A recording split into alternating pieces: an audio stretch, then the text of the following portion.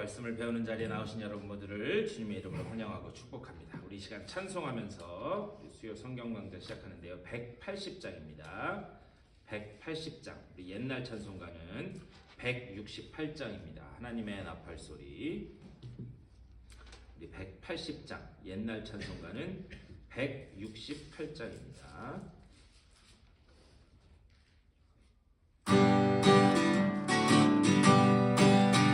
하나님의 나팔 소리 전지 진동할 때에 예수 영광 등에 구름 타시고 천사들을 세계 만국 모든 곳에 보내어 구원받은 성도들을 모으니 나팔 불 때 나의 이름 나팔 불 때 나의 이름 나팔 불 때 나의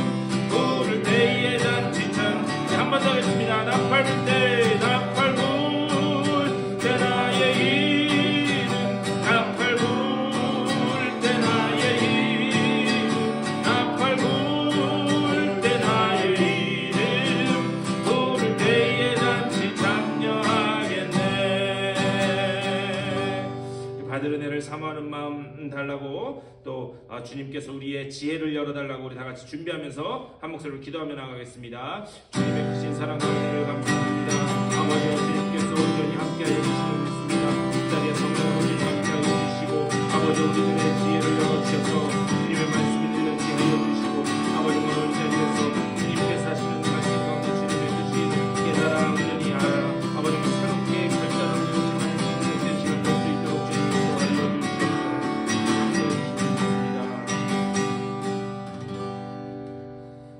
주님의 은혜를 감사드립니다. 오늘 또 수요일 아침에 주님의 말씀을 사모하여 주의 전으로 발걸음을 인도하여 주시고 또 말씀을 배우며 오늘 하루를 또 시작하게 하시니 감사를 드립니다. 말씀을 들을 때에 우리들의 지혜를 열어주셔서 주님의 말씀이 밝히 깨달아지게 하여 주시고 또 그 가운데서 주님의 뜻이 깨달아져 그 주님의 뜻을 붙잡고 승리하는 귀한 날 될 수 있도록 주여 인도하여 주시옵소서. 성령으로 온전히 함께해 주실 줄 믿사오며 우리 주 예수 그리스도의 이름으로 간절히 기도드리옵나이다. 아멘. 우리 요한계시록 8장 말씀 보시겠습니다. 요한계시록 8장 6절 말씀부터 보시겠습니다. 오늘 일곱 나팔 8장 6절 말씀부터 다 같이 8장 6절부터 12절까지 말씀인데요. 우리 한 절씩 교독하시겠습니다. 일곱 나팔을 가진 일곱 천사가 나팔 불기를 준비하더라. 첫째 천사가 나팔을 부니 피 섞인 우박과 불이 나와서 땅에 쏟아지면 땅의 3분의 2이 타버리고 수목의 3분의 1도 타버리고 각종 푸른 풀도 타버렸더라. 둘째 천사가 나팔을 부니 불 붙는 큰 산과 같은 것이 바다에 던져짐에 바다의 3분의 1이 피가 되고 바다 가운데 생명 가진 피조물들의 3분의 1이 죽고 배들의 3분의 1이 깨지더라. 셋째 천사가 나팔을 부니 횃불같이 타는 큰 별이 하늘에서 떨어져 강들의 3분의 1과 여러 물샘에 떨어지니 이 별 이름은 쓴쑥이라. 물의 3분의 1이 쓴쑥이 되매 그 물이 쓴 물이 되므로 많은 사람이 죽더라. 우리 12절 다 같이 읽겠습니다. 넷째 천사가 나팔을 부니 해 3분의 1과 달 3분의 1과 별들의 3분의 1이 타격을 받아 그 3분의 1이 어두워지니 낮 3분의 1은 비추임이 없고 밤도 그러하더라. 아멘. 오늘 넷째 나팔까지 했는데 못할 것 같아요. 하여튼 하는 데까지 하고 또 나머지도 계속해서 하도록 하겠습니다. 우리 잠깐 복습하는 차원에서 처음에 요한계시록이 뭘로 시작했죠? 일곱 교회에서 시작했죠? 네, 일곱 교회에서 시작했어요. 그리고 우리가 지난주까지 뭘 봤죠? 일곱 일곱 인을 떼는 걸 봤어요. 오늘은 일곱 이제 나팔에 대한 이야기가 나올 거예요. 그리고 이 일곱 나팔이 끝나고 나면 그 다음에 나오는 게 일곱 대접. 네. 그리고 새 하늘과 새 땅이 이 천년 왕국이 열리고 혼인잔치로 끝나는 거예요. 그러니까 예상 외로 그렇게 복잡하지 않습니다. 그런데 일곱 교회, 일곱 인, 일곱 나팔, 일곱 대접 이 네 개의 사이클이 이렇게 돌면서 오늘날을 살아가고 있는 이 오늘날 교회에 어떤 일이 벌어질 것인가, 그리고 이때 우리가 어떻게 믿음으로 이 어려움을 이겨나가야 될 것인가, 이것을 이야기하는 게 요한계시록이다 말씀드렸어요. 간단히 복습하는 차원에서 일곱 교회 여러분 기억나세요? 첫 번째 교회가 뭐였죠? 에베소 교회. 에베소 교회의 칭찬은 뭐였느냐? 너희가 수고하고 믿음을 지켰다는 거였어요. 수고하면서 믿음을 지켰는데 책망의 말씀이 무엇이었는가? 책망의 말씀은 너희가 첫사랑을 버렸다. 너희 가운데 거짓의 사도가 있어서 첫사랑을 버렸다. 진리 그거 가지고 아주 수고하고 믿음을 지켰는데 진리만 외치다 보니까 그 사랑을 잃어버렸다는 거예요. 그래서 에베소 교회에 사실 책망은 뭐냐? 진리가 중요하긴 한데 그것보다 하나님의 말씀 전체에서 대전제로 이야기하는 사랑이 기초되지 않은 진리는 그거는 아무런 의미가 없다는 것을 이야기한다는 거예요. 자, 두 번째 교회가 어떤 교회죠? 빨리 두 번째 교회 서머나 교회. 막 뒤적뒤적 하셔야 되죠. 자, 서머나 교회는 책망이 없는 교회예요. 책망이 없는 교회인데 서머나 교회의 칭찬은 뭐였느냐? 뭐였죠? 너희가 뭐였어요? 너희가 가난하지만 실상은 부유한 자다라는 칭찬을 받았어요. 이 서머나라고 하는 도시가 굉장히 부유한 도시라고 제가 말씀드렸습니다. 그런데 예수 믿는다는 그 이유 하나 때문에 그 서머나 교회에 있는 사람들은 아주 가난하게 살았다는 거죠. 왜 그러냐면 왕을 이 로마 황제를 주인이십니다. 이걸 할 수 없으니까 일반 경제 생활을 못하면서 실생활이 안 됐던 사람들이에요. 그런데 그 중에서도 어떻게 되는가? 너희가 그렇게 가난하게 살아도 실상은 부유한 자다라고 하는 그 칭찬을 받았습니다. 그 다음 교회가 뭐죠? 버가모 교회.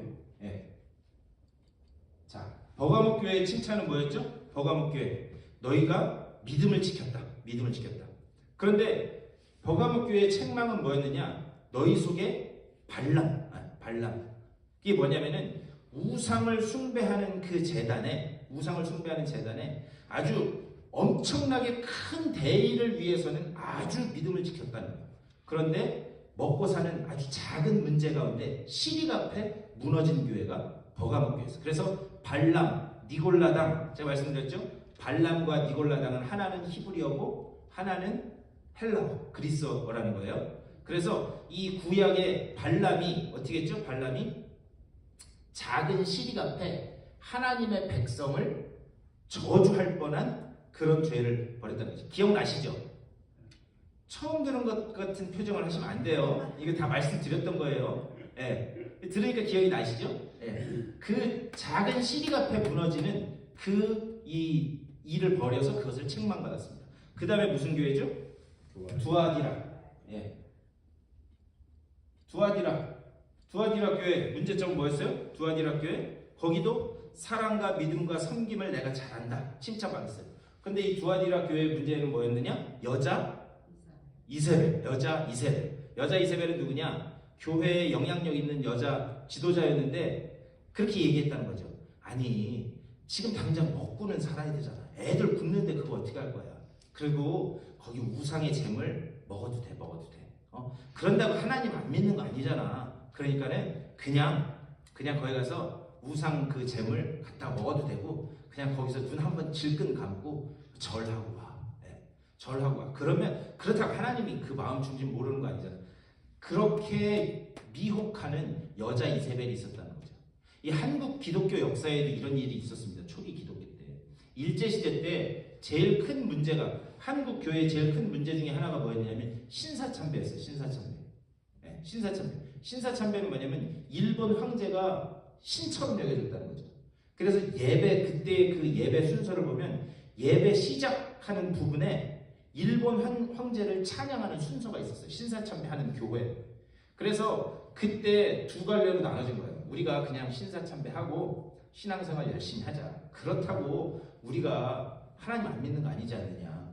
아주 두아디라 교회랑 똑같은 일이 벌어졌어요. 하지만 그 중에서도 우리는 그렇게 하면 안 된다. 그래서 여러분 제일 잘 아시는 게 주기철 목사님 같은 분은 그거 안 하다가 순교 당하신 거잖아요.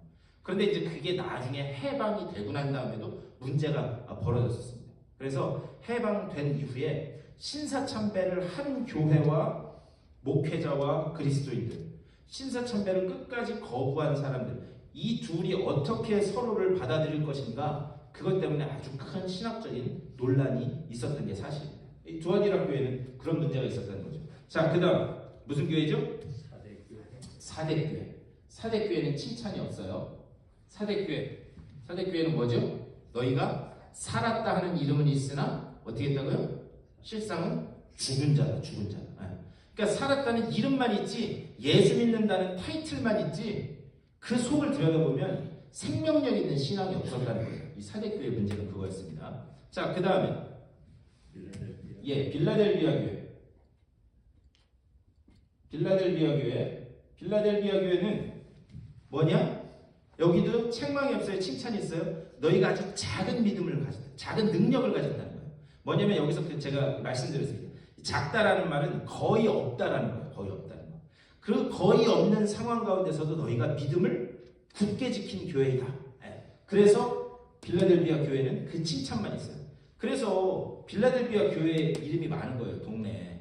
여러분 저희 동네도 있는데 서머낙교회도 있고 미국 교회인데 서머낙교회도 있고 빌라델비아 교회도 있어요. 그런데 에베소 교회나 두아디라 교회나 사대교회라는 이름 보신 적 있으세요? 당연히 없겠죠. 그래서 빌라델비아 교회, 저 LA에도 제가 그 사역하던 옆교회 이름이 한국 교회였는데 그 교회 이름이 남가주 빌라델비아 교회였는데 그런 칭찬을 받은 교회입니다. 자, 마지막 무슨 교회? 라오디게아 교회. 라오디게아 교회는 뭐라고요?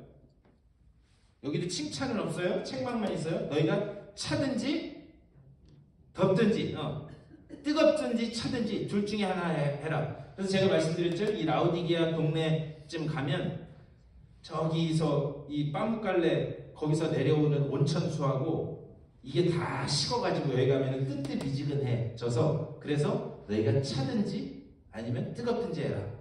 그 말씀이 나왔다고 했어요. 이렇게 7교회를 처음에 말씀해요. 그런데 제가 말씀드렸지만 이 7교회는 이 당시에 있었던 어떤 특정한 교회를 이야기하는 게 아니라 오늘날에도 얼마든지 있을 수 있는 이 땅의 교회를 대표해서 이야기하는 거예요. 그러니까 우리 속에도 이런 모습이 얼마든지 있을 수 있다는 거예요. 이 가운데 우리가 어떻게 믿음을 붙잡고 칭찬하는 교회로 나아갈 수 있을 것인가, 그거를 말씀한다고 말씀드렸습니다.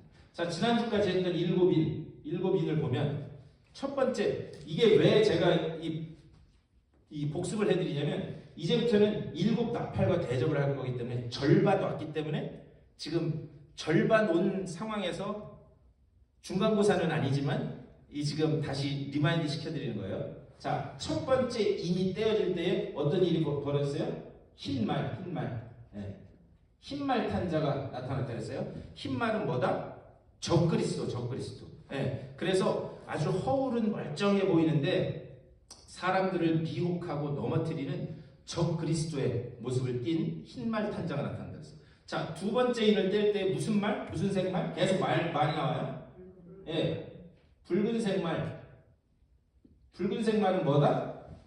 화평이 깨지는, 평화가 깨지는 분쟁이 일어나는 일들이 얼마든지 일어난다는 거예요. 자, 그리고 세 번째 인이 떼어질 때 검정색 말. 예.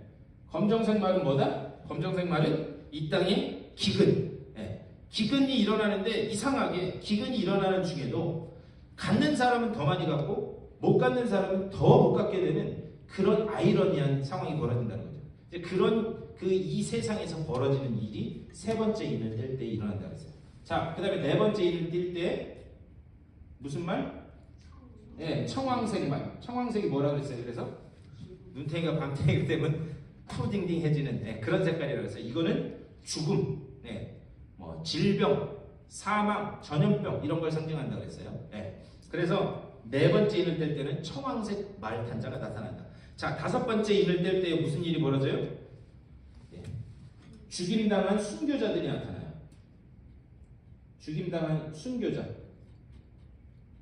자, 그런데 이 죽임당한 순교자, 다섯 번째 인을 뗄 때 죽임당한 순교자들이 일어나는데 이 순교자들은 어떤 사람들인가? 하나님의 말씀을 지켜서 살다가 죽임당한 그런 순교자들이 다섯째 인을 뗄 때에 일어난다라는 것을 말씀드렸습니다. 자, 그 다음에 여섯 번째 인이 떼질 때에 어떤 일이 벌어진가? 해와 달과 별이 떨어질 뿐만이 아니라 큰 지진도 난다 그랬어요. 해달별이 떨어지고 지진도 일어난다. 그런데 해달별이 떨어지고 큰 지진이 일어나는 이런 사건이 일어나지만 이게 아주 완전히 싹 다 해달별이 떨어져서 완전한 흑암과 완전한 패망이 오는 게 아니라 아직 여지가 있는 상황이라고 말씀드렸습니다. 이제 오늘 일곱 나팔의 첫 번째 나팔하고도 일맥상통하는 건데 그런 일이 벌어집니다. 마지막 일곱 번째 인이 떨어질 때 무슨 일이 일어난다? 고요한. 그래서 일곱 번째 인이 떼어질 때에 고요함이 일어나고 또 그 가운데 이 죽임당한 순교자들이 어떻게 했어요? 죽임당한 순교자들이 하나님의 제단 앞에 이 보좌 앞에 엎드려서 언제까지 우리의 원한을 풀어주실 겁니까? 도대체 언제 우리의 원한을 풀어주실 겁니까? 부르짖었는데 그때에 금향로에 담겨있는 그런 성도들의 기도가 제단 가운데 확 쏟아진다는 거죠. 제단 가운데 확 쏟아질 때, 이게 지난주에 한 거예요. 제단 가운데 확 쏟아질 때에 무슨 일이 벌어지는가? 그때서야 비로소 하나님이 그 모든 그 기도의 그 원한의 기도가 응답되는 것을 보여주는 게 바로 이 일곱 번째 인이 떼어질 때 나타나는 일이다. 그래서 지난주에 일곱 번째 인을 했어요. 자, 이제 여기까지 봤습니다. 여기까지 다 기억나시죠? 자, 그러면 이제부터는 이제 일곱 개의 나팔 중에 첫 번째 나팔이 불어질 때 어떤 일이 벌어지는가 그것을 다시 한번 보도록 하겠습니다.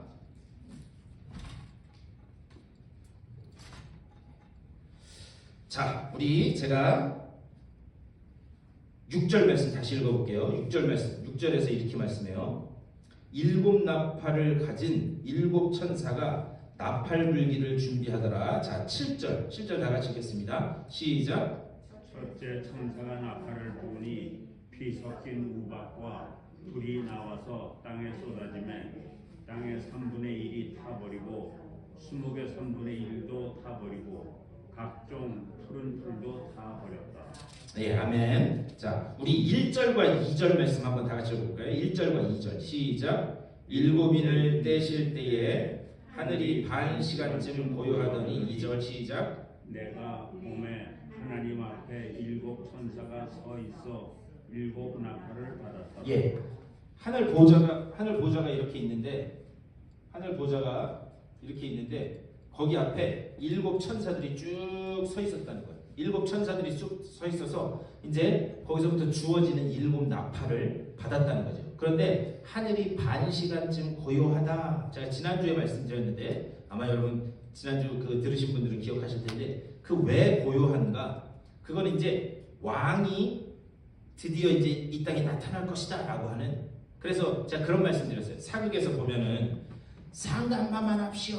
그러면 왕이 이렇게 두 줄로 대신들이 이렇게 서 있죠.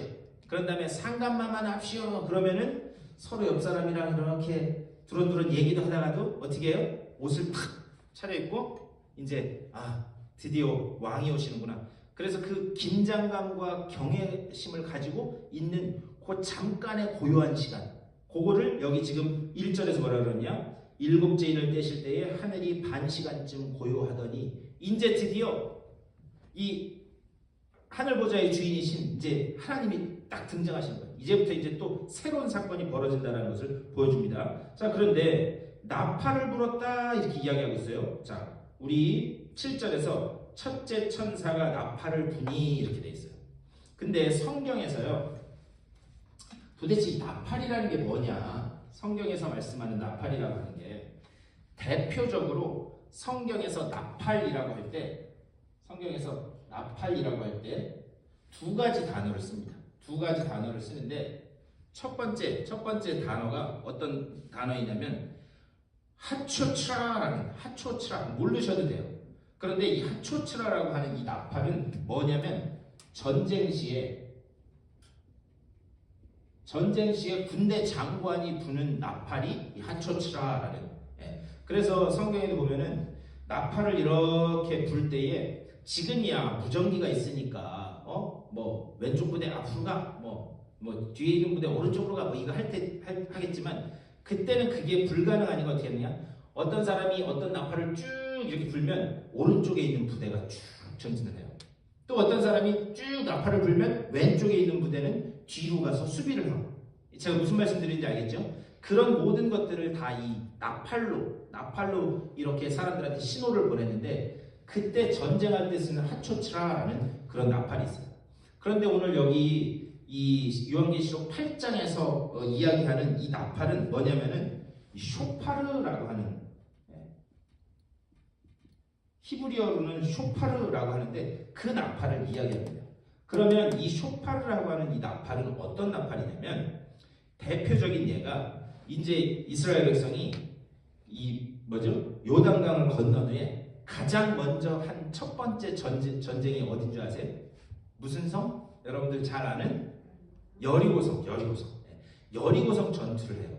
근데 여리고성 전투를 할 때 어떻게 했죠? 여러분 기억나시나요? 여리고성 전투를 할 때 성이 이렇게 산 위에 이렇게 있는데 이스라엘 백성이 어떻게 했어요?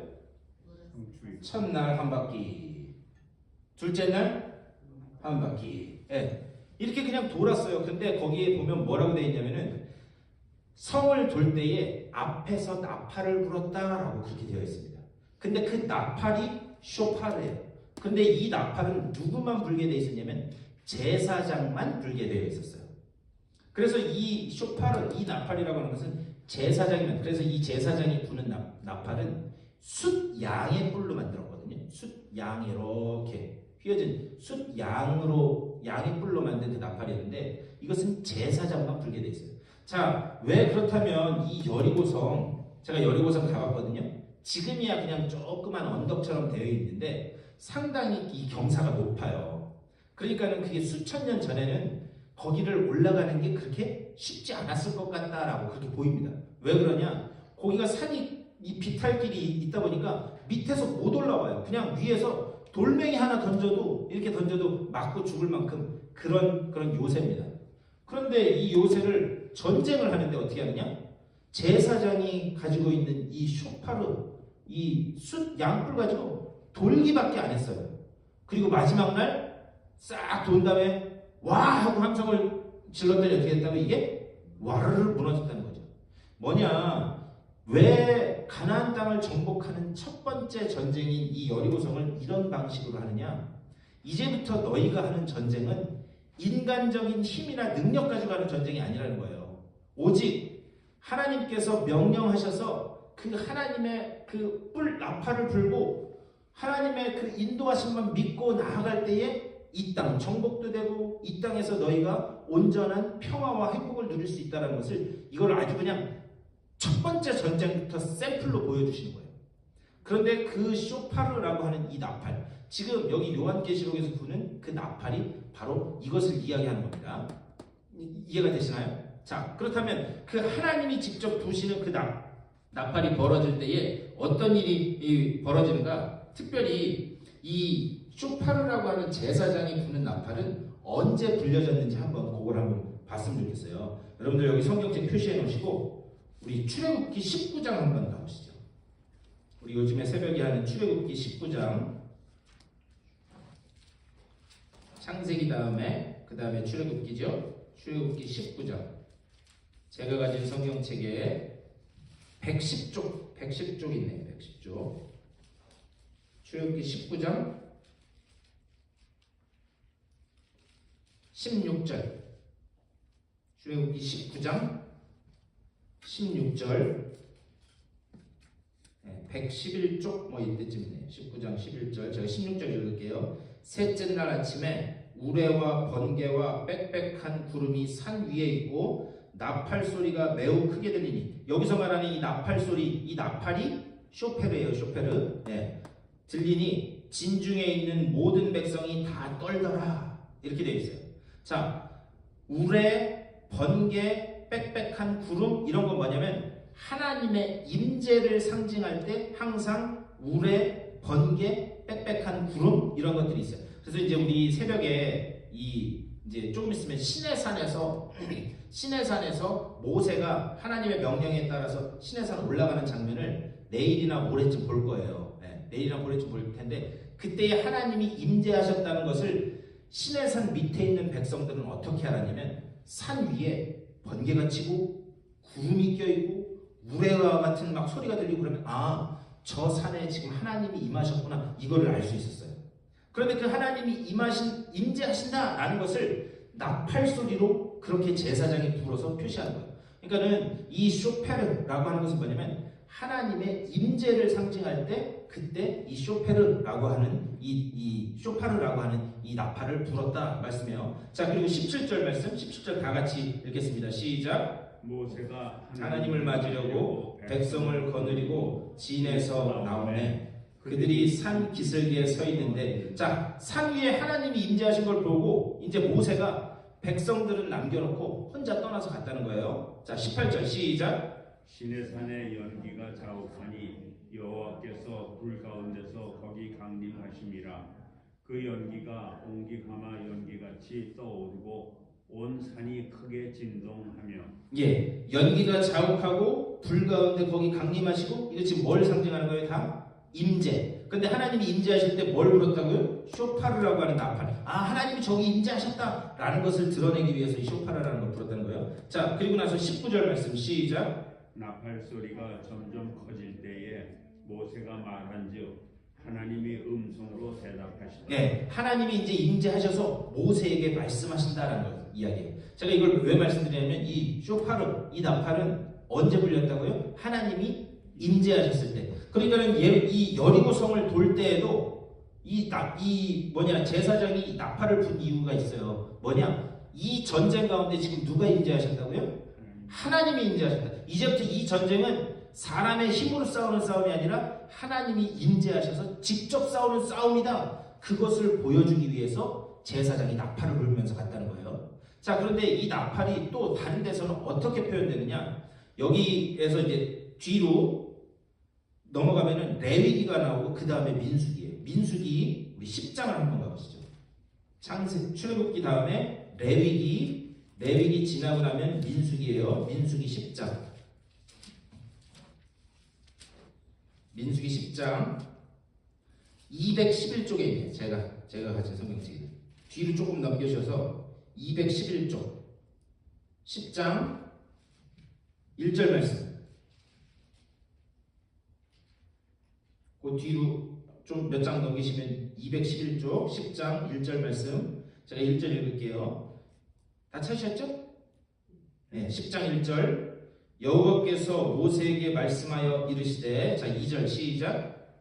은 나팔 둘을 만들되 두들겨 만들어서 그것으로 회중을 소집하며 진영을 출발하게 할 것이라. 나팔 2개를 불 때에는 온 회중이 회막 문 앞에 모여서 4개로 나올 것이요. 4절. 하나만 불 때에는 이스라엘의 천부장된 지휘관들이 모여서 4개로 나올 것이며 너희가 그것을 크게 부를 때에는 동쪽 진영들이 행진할 것이며 6절. 두 번째로 크게 불 때에는 남쪽 진영들이 행진할 것이라. 떠나려 할 때에는 나팔 소리를 크게 불 것이며 또 회중을 모을 때에도 나팔을 불 것이나 소리를 크게 내지 말며 8절 시작. 그 나팔은 아론의 자손인 제사장들이 불지니 이는 너희 대대의 영원한 윤리에. 예, 아멘. 여기까지만 읽겠습니다. 자, 여기서는 지금 은나팔을 불 때에 어떻게 했어요? 한 번 불면 뭐 천부장이 나가고 뭐 또 누가 불면 어디가 나가고 지금 그런 이야기를 하고 있잖아요. 이 은나팔은 전쟁 때 쓰는 이 나팔이에요. 그런데 이것도 지금 여러분 1절을 잘 보시면 하나님이 누구한테 직접 그렇게 하라고 말씀하셨어요? 모세에게. 그러니까는 나팔 부는 것까지도 전쟁 시에 나팔 불어서 어떻게 움직일 것까지 누가 가르쳐 주셨어요? 하나님이 직접 알려주셨어요. 그러니까는 이 쇼파르라고 하는 이 나팔은 출애굽기에서는 하나님이 임재하시는 걸 나타냈고, 여기 전쟁 때 부는 하초쇼스, 하츠초스 발음도 안 되네. 그 나팔은 전쟁 시에 부는 나팔인데 그것도 친히 누가 알려주신 거예요? 하나님이 알려주신 거예요. 그러니까는 백성들이 움직이는 것이나 뭐나 첫 번째로 하나님의 임재가 있고 그 임재 가운데 전쟁 하나하나까지도 하나님이 세밀하게 지금 다 알려주시고 있다. 지금 그것을 말씀하고 있어요. 그러면서 왜 하나님이 첫 번째 나팔을 불 때는 천부장이 나오고 두 번째 나팔을 불 때는 누가 나오고 그걸 왜 하셨느냐? 이제부터 너희 출애굽한 너희들은 누구 백성이다? 내 백성이라는 내 백성. 내 백성이기 때문에 전쟁을 해서 나가는 것도 내가 이제부터는 너희들의 왕 돼서 직접 통치하겠다라는 것을 지금 이렇게 보여주시는 거예요. 여기까지 이해가 되시나요? 예. 자, 그런데 이 요한계시록 말씀에 있는 그 나팔은 우선 하나님의 임재하심을 나타내는 쇼파르라고 하는 그런 나팔이다. 자, 그런데 그렇다면 이 7 나팔 중에서 하나님이 나팔을 부실 때 그 첫 번째 나팔의 의미가 뭐냐? 이제 그것을 좀 봤으면 좋겠어요. 자, 지금까지는 성경에서 나팔이 어떤 의미인지를 봤고 이제부터는 그럼 첫 번째 나팔을 불 때에 벌어지는 일을 통해서 하나님이 당신의 백성에게 하고 싶은 이야기가 뭔가 그것을 볼게요. 자, 다시 요한계시록으로 돌아가서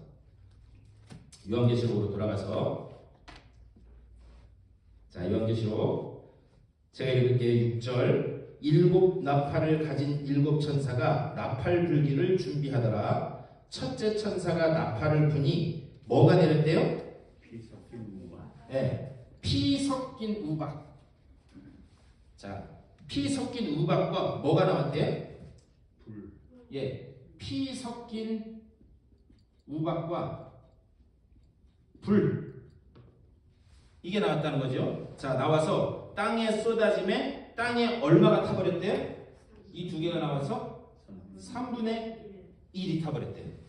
그런데 이 3분의 1이라는 게 계속 나옵니다. 우리 아까 12절까지 읽었는데 여러분 12절까지 보면은 뭐 둘째 천사가 나팔을 불 때에 3분의 1이 피가 되고 9절에서는 배들의 3분의 1이 깨지고 10절에서는 뭐 강들의 3분의 1이 떨어지고 계속 3분의 1, 3분의 1, 3분의 1 계속 나와요. 자, 그러면 첫 번째 나팔이 불릴 때에 피 섞인 우박과 불이 나와서 이 땅에 있는 모든 것에 3분의 1을 태웠대요. 그럼 이건 다 탄 거예요? 일부만 탄 거예요? 일부만 탄 거죠. 3분의 1만 탔으니까. 그러면 도대체 왜 3분의 1만 태우시는가?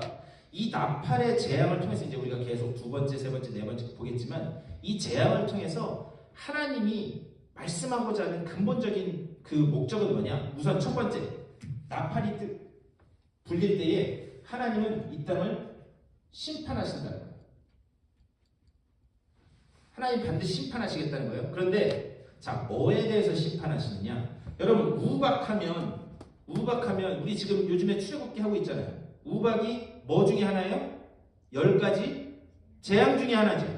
기억나시나요? 10가지 재앙 중에 이 네 번째 이 재앙이 우박 재앙입니다. 자, 그래서 우박이 하늘에서 쫙 내려요. 그 10가지 재앙 중에 네 번째 재앙이 할 때 우박이 내리는데 어디에만 안 내렸어요?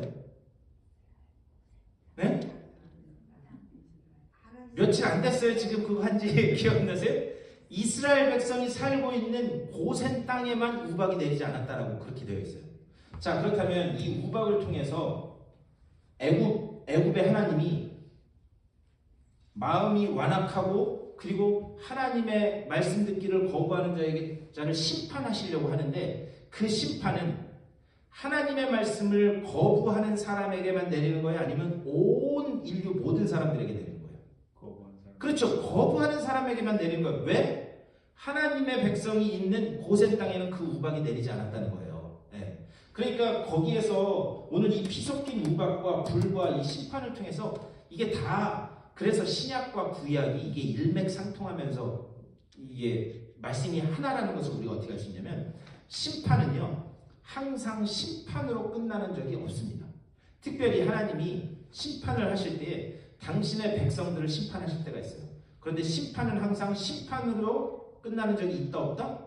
없다. 그 심판은 항상 회복을 전제로 내리고 있다는 거예요. 뭐냐? 지상에 있는 것들의 3분의 1만 이게 불타버렸다라고 하는 것은 뭐냐면, 하나님이 여전히 여지를 두고 계시다는 거예요. 여지를. 그래서 심판을 통해서 여전히 깨닫고 돌아오는 사람에게는 구원의 길이 열려있다는 거예요. 그래서 재앙이라고 하는 것은 성경에서 재앙이라고 하는 것은 뭘 이야기하는가? 하나님을 믿고 의지하는 자에게는 그것이 하나님의 말씀을 끝까지 거부하는 자에게는 그것이 뭐예요? 심판이에요. 그런데 하나님의 말씀을 그 가운데 끝까지 붙고 있는 사람에게는 그게 뭐다? 그것이 구원이라는 거예요. 그러니까 이게 심판의 양면성입니다. 하나님의 말씀을 거부하는 자에게는 재앙이 심판이 되지만, 하나님의 말씀을 끝까지 붙드는 자에게는 그 심판이 구원의 사건이 된다는 거예요. 결국에 이 10가지 재앙, 우리 출애굽기에서 봤지만 10가지 재앙을 통해서도 보면 바로가 계속 어떻게 해요? 하나님의 말씀을 듣기를 거부해요. 마음이 계속 완악해져요. 그러자 결국에는 이 재앙이 바로와 애굽 사람들에게는 심판이 돼요. 하지만 그 10가지 재앙을 통해서 이스라엘 백성은 뭘 얻게 돼요? 구원을 얻게 된다는 거죠. 이것을 이 그림으로 이렇게 해서 보여주시는 거예요. 그러니까 첫 번째 나팔이 불릴 때 이런 재앙이 일어날 건데, 이 재앙이 말씀을 끝까지 지키지 않고 거부하는 자에게는 심판이 되지만 너희에게는 구원이 된다. 이것을 반모섬에 갇혀있는 지금 사도 요한에게 보여주시는 이유가 있습니다. 당시에 이 지금 예수 믿는다고 한 그 사람들은 엄청난 박해 때문에 그 가운데 믿음이 흔들리는 사람도 있었고, 또 히브리서 같은 데 보면 배교하는 사람도 있었고, 이런 일들이 초기 기독교에 많이 일어났다고요. 그런데 이런 그림을 보여주심으로 인해서 뭐냐? 이제 곧 이러한 재앙들이 임할 것이다. 이러한 재앙들이.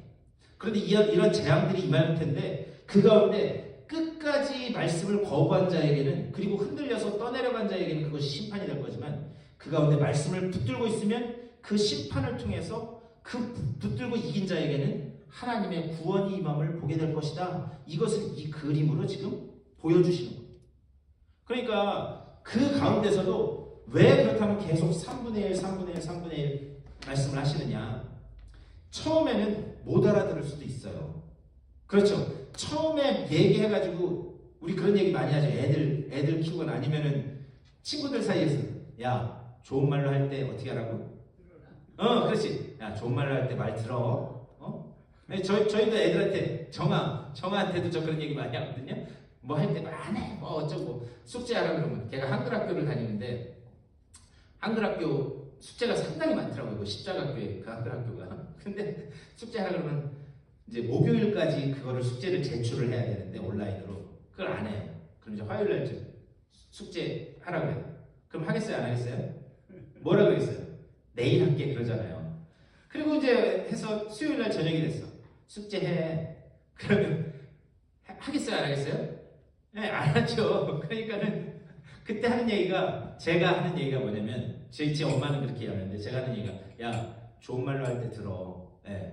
그러고 나서 이제 목요일 날 저녁 때 되면은 그거 막 똥줄 파지게 하는데 그것도 지가 할 수 있나? 그러면 막 뭐 딴 거 하고 있는데 와서 이것 좀 도와달라, 저것 좀 도와달라. 지난번에는 봤더니 받아쓰기를 이렇게 막 한 문장당 10번씩 써야 되는데 지 누나가 반을 써주고 있더라고.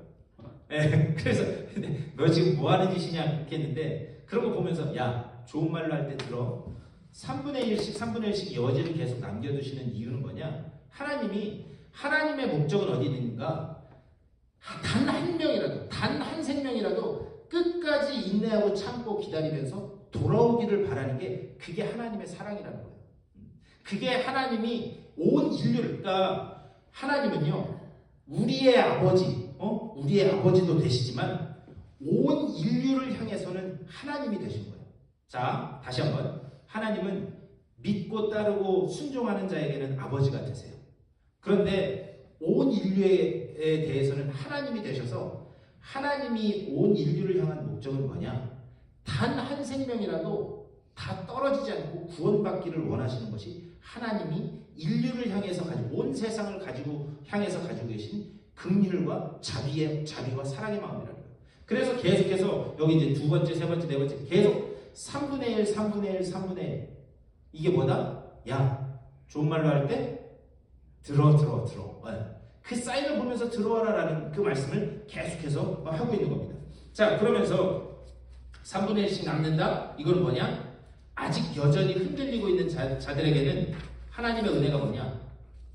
아직 기회가 있다라는 것을 이렇게 말씀하신 거예요. 자, 그런데 끝까지 그것을 받아들이지 않고 불순종으로 나아가는 사람들에게는 어떤 일이 벌어진가? 우리 구약 성경 여기 표시해 놓으시고 이사야서 한번 보실래요? 이사야서가 어디냐면 이사야서 28장인데요. 이사야서 28장이 998쪽에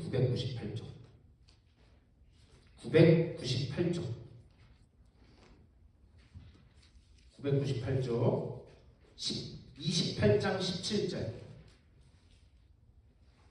28장 17절 이사야서 28장 17절 998쪽 그 성경책 위에 페이지 있죠? 998쪽 998 네. 이사야서 28장 17절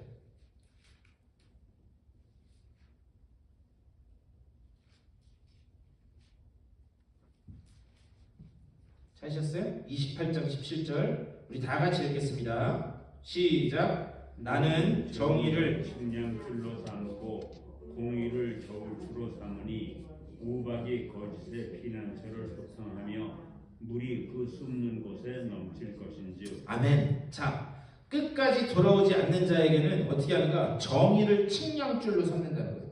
정의를 측량줄로 삼아서 어떻게 하는가? 우박이 거짓의 피난처를 소탕하며 이 우박을 통해서, 이런 재앙을 통해서 결국에는 하나님의 공의가 이 땅에 흘러가도록, 그래서 빈 곳 없이 채우도록 그렇게 하겠다는 거예요. 그러면서 17절 제일 밑에 물이 그 숨는 곳에 넘칠 것인즉, 이렇게. 여러분 물난리 경험해 본 적 있으세요? 물난리?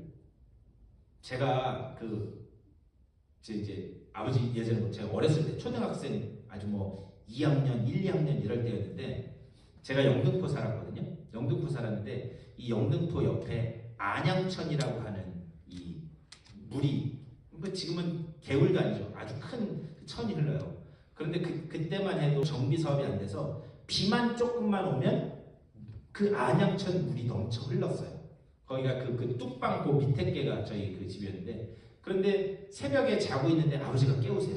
아버지가 깨우시더니 야, 우리 피난 가야 된다.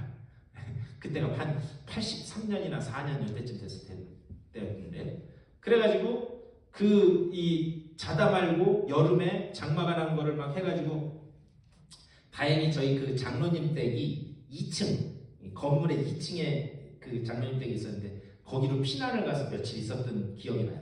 그리고 와서 이렇게 쫙 와서 이렇게 보니까 그 안양천에서 넘친 그 진흙벌이 안 닿은 곳이 없어요. 안 닿은 곳이. 그러면서 거기에 그 물이 얼마나 찼는지 이렇게 벽을 보면 이렇게 금이 가가지고 물이 여기까지 찼었구나라는 것을 볼 수 있을 정도로. 근데 그 물 속에 갇혀있던 데는 아주 그냥 그 이 진흙 같은 뻘이 막 다 해가지고 그것 때문에 아주 큰 고생했던 그런 기억이 있습니다. 그래서 우리 그런 얘기 하잖아요. 불 나면 뭐라도 남는데 재라도 남는데 물은 다 싹 쓸어가 버린다 그러잖아요. 하나님의 이 우박이 물처럼 홍수처럼 임해서 이제는 더 이상 회복할 수 없는 싹 쓸어가는 그런 날이 올 것이다. 그걸 당하기 이전에 3분의 1씩 남아서 너희에게 여지가 있을 때 깨닫고 돌아오라 라는 얘기를 또 이렇게 이사야에서는 그렇게 말씀하고 있습니다. 자, 그러면서 계속 너희에게는 아직 소망이 있다, 소망이 있다. 그것을 3분의 1, 3분의 1, 3분의 1 그것을 이야기해요. 그러면서 특별히 7절에서 이제 오늘 말씀으로 다시 돌아와서 요한계시록 우리 8장 7절 보면은 첫째 천사가 나팔을 부니 피 섞인 우박과 불이 나와서 이렇게 불이 나와서 땅에 쏟아짐에 땅의 3분의 1 타버리고 수목의 3분의 1 타버리고 각종 풀도 타버렸더라. 자, 여기 불이 나왔다 그랬어요. 그런데 제가 한번 말씀드린 적이 있는데 성경에서 불의 역할은 뭐냐? 불이라고 하는 것은 심판을 상징하기도 하지만 성경에서 불이라고 하는 것은 정화의 역할도 나타냅니다. 그래서 불로 연단한 금이라는 그런 표현들이 많이 나와요. 성경에 보면. 그럼 불로 연단한 금이라고 하는 것은 뭐냐? 금덩어리가 이렇게 있는데 지금이야 이걸 정제하는 기술이 좋으니까 순금을 잘 뽑아내지만 이때만 해도 옛날에는 성경이 쓰여질 당시만 해도 이게 불순물이 섞일 수밖에 없습니다. 그러면 불순물 섞인 그 금덩이를 어떻게 하는가? 불로 다 다시 녹여버려요. 불로 이렇게 녹여버리면 그 속에서 불순물은 또 다시 빠지게 되어 있습니다. 그래서 불로 연단한 금이라고 하는 것은 항상 성경에서 뭘 상징하냐면 이 속에 있는 불순물을 다 빼버린다, 정화해버린다라고 하는 그런 의미를 가지고 있어요. 그러니까 하늘에서 피 섞인 우박뿐만이 아니라 불이 임해서 태워버리는 그 이유는 뭐냐? 그 사건을 통해서 아직 깨닫지 못하고 있는 그 심판과 재앙 아래 있는 그 사람들의 불순물을 빼버릴 뿐만이 아니라 아직 하나님에 대해서 온전히 서 있지 못하는 당신의 백성 가운데서도 불순물을 완전히 제거함으로 내가 정금과 같은 그런 백성으로 만들겠다라는 것으로 첫 번째 나팔이 불릴 때에 이 심판과 재앙이 임하는 것을 볼 수 있어요. 이제 앞으로 계속해서 나팔에 대한 이야기가 계속 나올 텐데 이것들을 계속해서 통해서 하나님이 하시고자 하는 말씀은 딱 이 나팔 재앙을 통해서 하는 메시지는 하나밖에 없습니다. 뭐냐? 아직 시간이 있다. 아직 시간이 있다.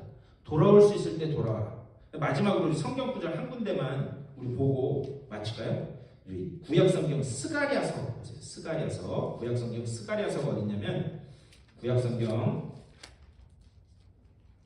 학계 스가랴 말라기거든요. 말라기 바로 전이에요. 스가랴서 13장 스가랴서가 1324쪽이에요. 1324쪽 구약성경 1324쪽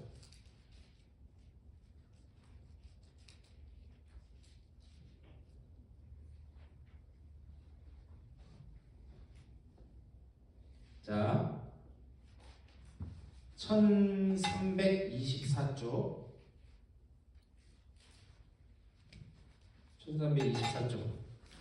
13장 7절 13장 7절 1324쪽 스가랴 13장 7절 자 7절 13장 7절 제가 읽을게요. 만군의 여호와가 말하노라 카라 깨어서 내 목자 내 짝된 자를 치라 목자를 치면 양이 흩어지려니와 작은 자들 위에는 내가 내 손을 들이우리라. 8절 다 같이 읽겠습니다. 시작. 여호와가 말하노라 이 온 땅에서 3분의 2는 멸망하고 3분의 1은 거기 남으니 우리 9절도 다 같이 읽겠습니다. 시작. 내가 그 3분의 1을 불 가운데에 던져 은같이 연단하며 금같이 시험할 것이라. 그들이 내 이름을 부르리니 내가 들을 것이며 나는 말하기를 이는 내 백성이라 할 것이요 그들은 말하기를 여호와는 내 하나님이시라 하리라. 예, 아멘. 자, 계속 나팔이 불 때 3분의 1, 3분의 1, 3분의 1은 3분의 1만 멸망할 거라고 말씀하고 있어요. 그런데 여기 지금 스가랴서 13장에서는 뭐라고 하냐면 3분의 2는 어떻게 한대요? 여기 8절에서 뭐라 그러죠? 3분의 2는 어떻게 한대요? 멸망한대요, 멸망한대요. 그리고 뭐만 남는데요? 3분의 1만 남는데요. 자, 그렇다면 하나님이 왜 계속해서 나팔을 불면서 이런 재앙들을 통해서 계속해서 이렇게 여지를 남겨놓으시는가? 하나님은요, 전능한 하나님이기 때문에 얼마든지 그냥 야 이거 불순종하고 말도 안 들어서 안 되겠다. 이거 한 번에 그냥 다 갈아엎고 새로 선택하고 새로 시작하자. 하나님은 얼마든지 그렇게 하실 수 있는 분이라는 거예요. 그럼에도 불구하고 하나님은 당신이 선택한 그 백성들이 끝까지 깨닫고 돌아오기를 하나님이 바라신다. 끝까지 기다리신다라고 하는 하나님의 당신의 백성에 대한 긍휼과 사랑을 3분의 2는 멸망할지라도 3분의 1은 남겨줌으로 인해서 어떻게 하는가? 끝까지 깨닫고 돌아오게 하겠다라는 것을 이렇게 말씀하는 거예요. 그러니까는 하나님이요, 우리도 제가 몇 번 말씀드렸잖아요. 아무리 어디 마트가 됐던 쇼핑센터가 됐든 거기서 앵하고 울고 그런 애들 본 적 있으세요 혹시? 저는 미국 가서 처음 봤네. 한 1, 2년 전 여기 왔었는데 여기 와서 챈들러 거기 그 쇼핑센터가 되게 큰 데가 있어요. 근데 거기를 갔다가 멕시칸 애인데 남자인데 미안한 얘기지만 너네 집 애 외모를 평가해서 죄송한데 꼴통처럼 생긴 것도. 그런데 난 미국에 그런 애 처음 봤네. 그냥 바닥에 쇼핑센터 바닥에 들어 누워서 뭐 사달라고 뭐라 그러는지 뭐 스페니쉬로 얘기하니까 모르는데 막 하고 해요. 내 새끼 같으면 어떻게 하겠어요? 저 패스해도 하겠죠. 근데 저는 그거 보면서 뭐 내 새끼 아니니까 그리고 그냥 미국에도 저런 애가 있네 그러고 왔다고요. 네. 하나님이 왜 끝까지 이렇게 여지를 남겨두시는가? 우리가 누구니까? 하나님 새끼니까, 하나님 자녀니까 하나님은 그렇게 해서 끝까지 돌아오기를 바라신다. 그래서 당시에 그 박해로 인해서 흔들리던 그 성도들에게 하나님이 이 사랑의 메시지를 계속 전하시는 거예요. 야, 흔들리지 마. 내가 끝까지 참고 기다려. 내가 기다리니까 그래 잠깐 흔들렸을지라도 깨닫고 돌아. 그럼 할 수 있어. 내가 함께 할게. 그 메시지를 계속해서 주신다라는 그런 사실입니다. 근데 이거는 오늘날을 살아가는 우리에게도 동일한 말씀이라는 거예요. 뭐냐? 우리는 연약한 존재이기 때문에 넘어질 때도 있어요. 좌절할 때도 있습니다. 고통 가운데 있을 때도 있어요. 하지만 우리가 한 가지 잊지 말아야 될 것은 무엇인가? 하나님은 여전히 우리를 기다리고 계신다라는 사실을 우린 절대 잊어서는 안 되는 줄 믿습니다. 그리고 어디로 돌아올 때 온전해지는가? 때로는 아버지 품을 떠났어도 누가복음 15장에 나오는 것처럼 그 둘째 아들이 아버지 집을 떠났을 때 돼지가 먹는 그 열매를 먹고 유대인들이 가장 경멸하는 이 돼지를 치는 일을 했어요. 하지만 그 아들이 언제 온전하게 회복되는가? 다시 아버지 집으로 돌아왔을 때, 아버지 품에 안겼을 때 그 아들은 온전하게 된다라는 사실이에요. 그러니까 우리도 여러 가지 어려움이 있을 수 있죠. 우리도 흔들릴 수 있죠. 연약한데. 하지만 우리가 잊지 말아야 될 것은 뭐냐? 우리는 돌아갈 곳이 있다라고 하는 사실. 우리는 돌아갈 곳이 있다라고 하는 사실을 절대 잊어서는 안 되는 줄 믿습니다.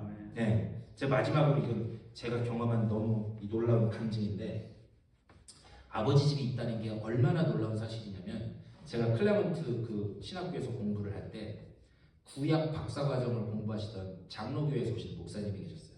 근데 그 목사님이 이제 시골에서 자란 아주 어려운 분이었는데 그래도 머리가 좋으시고 공부를 잘 하셔서 목회를 하시다가 미국으로 유학을 와서 그 제가 있는 학교에서 이제 공부를 하셨어요.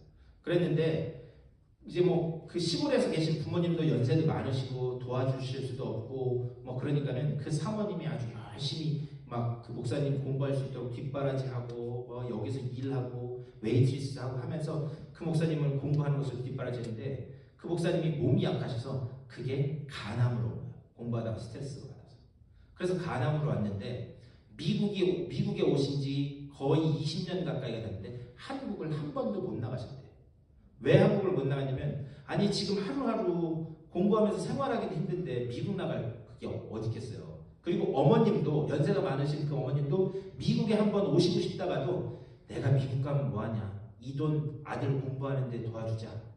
그래서 20년 동안 어머니도 못 뺀 거예요. 그러다가 간암 4기 이제 더 이상 가망 없다고 하고 그리고 나서 그분이 병원에 입원해 계셨는데 그런데 그 사모님이 이제 이건 나중에 목사님 돌아가시고 난 다음에 이제 하신 말씀인데 그 사모님이 그러시는데 그 한국에 계신 어머님이 이제 아들이 가망 없다. 그래서 어떻게 했었냐면 그래 그러면 그냥 한국 가서 어머님 뵙고 세상을 뜨든지 이렇게 하자. 그래서 거기 한인 학생들도 그렇고 조금씩 돈을 모아서 이제 비행기값 해주실게 타시라고 돈을 모아드렸는데 LA 공항 갔다가 탑승 거부를 당했어요.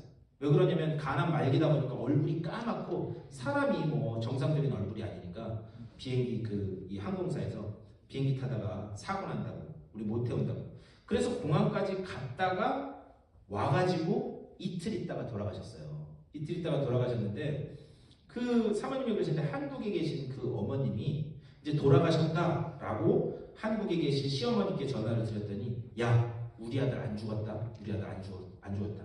내가 분명히 하나님이 나 이렇게 꿈을 보여주셨는데 우리 아들 살아나는 꿈을 보여줬다는 거예요. 우리 아들 살아나는 꿈을. 여러분 그러니 벌써 아들이 돌아가셔서 그 냉장고 거기에 이제 이 천덮이고 거기 넣어놓고 왔는데 그게 얼마나 그 며느리 된 입장에서 마음이 아프겠어요. 그런데 놀라운 사실은 그 목사님이 소천하셨다는 말씀을 듣고 제가 그때 한인학생회 회장이어가지고 거기 병원을 갔습니다. 병원에 갔는데 놀라운 사실은 뭔지 아세요? 거기 병원에서 이제 거기 그 목사님 동기인 목사님들이랑 거기 병원 이제 그 로비에서 장례식은 어떻게 할지 이런 얘기를 하고 있는데 어떤 멕시칸 간호사가 얼굴이 하얘져가지고 막 뛰어와요. 뛰어오더니 뭐라 그러냐면 여기 죽은 그 패스터 거기 와이프 누구냐 묻는 거예요. 한국말도 못하는 분인데. 그래서 여기 이분이라고 그랬더니 당신 남편이 지금 아버지 집 간다고 얘기했다고. 여러분 돌아가셔서 산소호흡기도 뭐고 다 떼고 했는데 아버지 집 간다고 그랬다는 거예요. 그래서 그게 무슨 얘기인가 들어봤더니 그분이 이제 마지막으로 냉장고에 그 시신을 넣기 전에 이거를 다 이제 소독하고 이제 닦을 거 아니에요. 그렇게 하고 있는데 죽은 분의 시체 얼굴이 하얗게 빛나더니 그분이 눈을 뜨시더래요. 여러분 한번 생각해 보세요. 죽은 사람이 눈을 뜨면 여러분 그 간호사가 얼굴이 하얘질만 하죠. 그러더니 뭐라 그러느냐 나 우리 와이프하고 우리 어머니한테 슬퍼하지 말라고 나 아버지 집 간다고 그 이야기를 하는데 그 간호사가 뭐라 그러냐면 한국말 못하는 간호사가 네 남편 아버지 집 이랬다는 거예요. 그게 이거 꾸며낸 얘기가 아닌 거죠. 아버지 집 간다고. 그렇게 하고 나서 얼굴이 아주 편안한 얼굴로 그렇게 하고 다시 눈을 감았다고. 그러면서 그 간호사가 얼굴이 하얘져서 온 거예요. 그러니까 그 어머님, 한국에 계신 어머님에게 꿈으로 보여주신 게 그 사건을 보여주시려고 하는 거 아닌가 저희는 나중에 그렇게 생각을 했어요.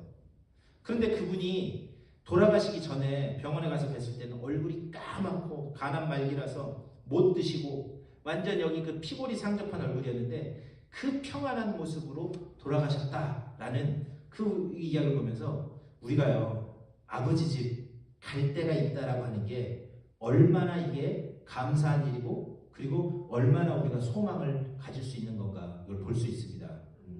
여전히 하나님이 기회 주실 때 연약한 우리지만 우리의 기도는 하나밖에 없어요. 하나님 연약한 우리이고 무너질 수밖에 없는 죄인이지만 아버지 품으로 돌아가는 그 소망 붙잡고 나아갑니다.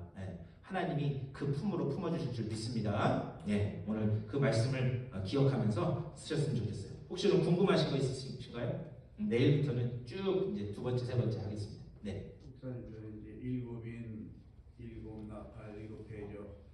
쭉 나가면서 이제 징계의 강도가 높아지잖아요. 예, 예, 그러면서 해와 달이 핏빛으로 물들고 예, 별들이 막 떨어지고 섬이 막 옮겨가고. 예, 근데 이것을 상징적으로 보는 사람도 있고 성경이 어디 상징이라고 썼냐 있는 그대로 받아라. 예, 있는 그대로 받는 사람도 있고. 예. 저는 헷갈려요. 자, 이게 이제 요한계시록이 어려워서 그래서 어려운 거예요. 요한계시록은 사도 요한이 본 그 그림을 사람들이 이해할 수 있는 그 수준에서 자기가 가지고 있는, 그러니까 사도 요한이 가지고 있는 그 능력치 안에서 자기가 본 것을, 환상으로 본 것을 지금 글로 기록하고 있어요. 예. 그래서 여기에는 상징적인 게 굉장히 많은데, 이게 이제 요한계시록 처음 시작할 때 제가 말씀드렸는데, 상징적으로 기록한 몇 가지 이유가 있습니다. 제일 첫 번째는 뭐냐면, 당시에 박해 가운데 숨어 지내던 그리스도인들에게 아예 대놓고 무언가를 이렇게 써버리면 그들이 색출되기도 하고 더 큰 박해에 놓이기도 하고 할 수 있는 위험성이 있었어요. 그래서 당시에 그 기독교인들만 알아들을 수 있는 그 용어로, 상징적인 언어로 그렇게 많이 표현을 했습니다. 그래서 그 상징적인 언어들이 많다 보니까, 그러니까는 이게 이해하기가 참 어려운 거예요. 거기에다가 플러스 또 상징적으로 하는 게, 제가 요한계시록 할 때 제가 처음에 말씀드렸는데, 그랜드 캐년 본 사람하고 안 본 사람하고 차이가 있어요, 없어요? 있죠. 안 본 사람한테는 아무리 얘기해도 알아들어요, 못 알아들어요?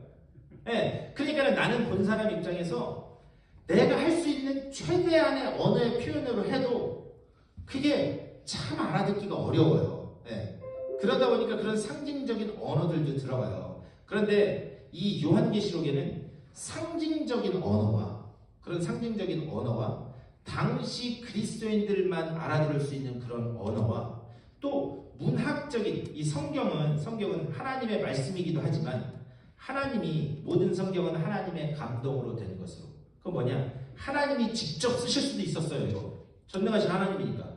근데 하나님은 누구를 들어서 이 성경을 기록하게 하십니까? 하나님이 감동을 주고 영감을 준 하나님의 일꾼들을 통해서 글을 쓰게 하셨다고요.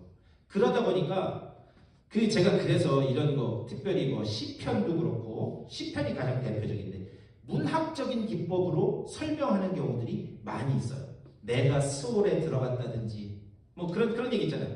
내가 사망의 음침한 골짜기를 갔다든지, 이런 것들은 문학적인 그런 표현을 통해서 이야기한 겁니다. 그러니까 우리가 성경을 읽을 때 그게 참 어려워요. 이거를 실제 있었던 그 사건으로 볼 것인지, 아니면 이거를 문학적으로 이해하기 쉽게 하기 위해서 표현을 한 건지, 아니면 이거를 상징적인 언어로 이야기하고 있는 건지, 이것을 우리가 잘 구분해서 봐야 되는데, 그래서 성경은 제가 이거 하면서 요한계시록 갔다가 이사야 갔다가 또 뭐 출애굽기 갔다가 왔다 갔다 하는 이유가 있어요. 이게 참 어려운 게 뭐냐면, 이 말씀이, 이 똑같은 상징처럼 보이는 게 실제적으로 이스라엘 역사에서는 어떤 의미를 가졌는지, 이런 것들을 교차적으로 확인을 해야, 이게 상징적인 말씀이지만 이런 일들이 벌어진 거였구나, 역사적으로 이런 사건들이 일어났구나, 이것을 우리가 확인할 수 있거든요. 그러니까 장로님 지금 그 질문처럼 해가 떨어지고, 그리고 또 뭐 섬이 옮겨가고, 이런 것들을 우리가 문자 하나 그대로 볼 것인가. 네. 그래서 우리 특별히 침례교회가 그런 거 많은데, 이 성경은 글자 하나까지도 그대로 믿어야 된다. 근데 거기에 보면은요, 오류도 생길 수 있는 게 왜 그러냐면, 그러니까 이제 뭐 간단한 예로 하나만 말씀드리면, 우리 신명기 했었잖아요. 신명기 말씀.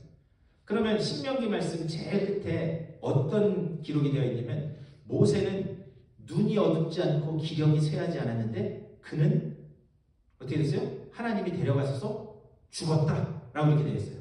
네. 그런데 신명기 말씀은 모세가 기록한 말씀으로 그렇게 알고 있는데 그러면 자기가 이미 죽어버렸는데 자기 죽음을 기록해? 이제 제가 무슨 말씀 드리는지 아시겠어요? 그러니까는 이거를 우리가 잘 구분해서 볼 필요가 있다 이런 것들을. 그러니까는 그거를 상징으로 볼 거냐? 그리고 뭐 또 그런 것도 있어요. 우리 장로님 기억하시겠지만 거기에 눈을 들어서 보니까 그 하늘에 유리 바다와 같은 게 있고 바다가 유리로 되어 있어요. 거기 다이빙하면 어떻게 돼요? 깨지는 게 아니라 제 얼굴이 세상적으로는 대가리가 깨지죠.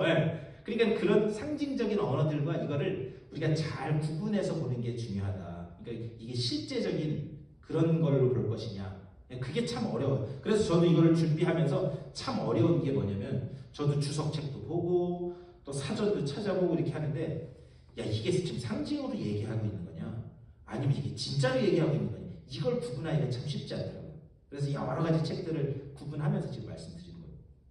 근데 제일 중요한 건 뭐냐 그 가운데 핵심을 볼 수 있어요. 과연 그러면 하나님이 사도 요한에게 환상을 보여줘서 그 환상을 통해서 우리에게 하고 싶은 말이 뭐냐 그게 첫 번째로 우리가 알아야 되고 우리에게 하고 싶은 말을 하기 위해서 어떤 방식으로 설명하고 있느냐 요거를 우리가 잘 걸러가면서 봐야 됩니다. 장님 질문 잘 해주셨는데 저도 쉽지 않아요. 그러니까 우리가 그런 기준을 가지고 좀 볼 필요가 있습니다. 대답이 됐는지 모르겠어요, 장님. 저도 쉽지 않아요, 그거. 저도 해보면. 자, 우리 말씀을 생각하면서 기도하실 때 우리 그렇게 기도하셨으면 좋겠어요. 하나님, 여전히 우리가 하나님 앞으로 돌아오기를 원하시는 줄 믿사오니 아버지여 주님 말씀하실 때에 아버지 품으로 돌아가는 그 믿음을 아버지 품으로 돌아갈 수 있는 믿음을 내게 허락하여 주시옵소서. 우리 다 같이 한 목소리로 기도하며 나가겠습니다. 주님의 은혜를 감사드립니다. 아버지여 우리들과 온전히 함께 하시고 우리들이 여전히 주님 품으로 돌아오기를 원하시는 것이 하나님 뜻인 줄 믿습니다.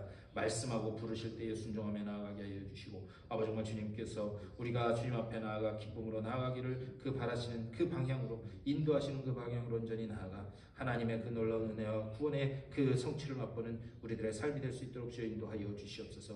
오늘도 그 믿음으로 나아갈 수 있도록 하나님 인도하여 주시옵소서. 주님의 은혜를 감사드립니다. 오늘도 이렇게 나와서 주의 말씀을 나누게 하시니 감사를 드립니다. 여전히 주님 품으로 돌아오기를 원하시는 아버지 집으로 돌아오기를 원하시는 그 놀라운 긍휼하심과 자비하심 속에 우리가 온전히 감사함으로 나아가게 하여 주시고 아버지 정말 그 은혜를 기억하면서 때로는 넘어지고 때로는 고통과 아픔 속에 있을지라도 우리가 그 속에서 시선을 하나님께 고정케 하여 주시고 그리고 하나님께서 말씀하시는 대로만 순종하며 나아가 하나님이 약속하신 그 언약의 성취를 맛보는 우리들의 삶이 될 수 있도록 인도하여 주시옵소서. 이 믿음을 가지고 세상을 향해서 걸어나가게 하여 주시되 이제는 우리 구주 예수 그리스도의 크고 놀라우신 은혜와 하나님 아버지의 극진하신 사랑하심과 성령의 감동하시고 교통하시는 은총이 오늘 받은 말씀을 가지고 다시 아버지 품으로 돌아가겠다는 그 결심을 가지고 세상을 향해 걸어나가는 주님의 사랑하는 백성들의 삶 가운데 가정과 또 자녀들과 되어지는 모든 일들 가운데 이제로부터 영원토록 함께 하시기를 간절히 축원하옵나이다. 아멘.